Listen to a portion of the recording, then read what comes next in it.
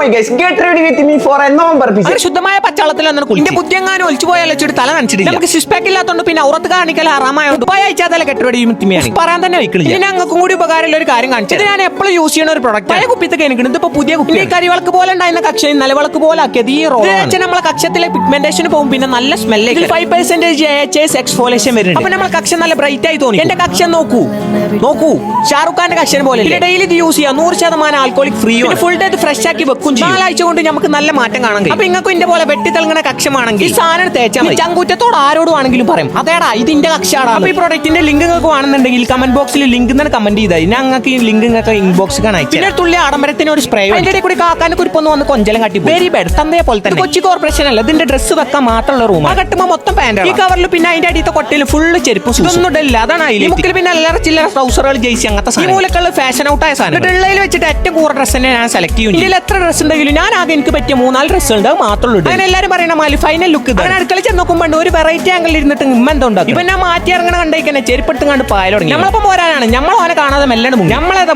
നോമ്പർക്കല്ല് പോയി നോമ്പറന്ന് പോന്നു. അപ്പൊ ബാക്കി നാളെ.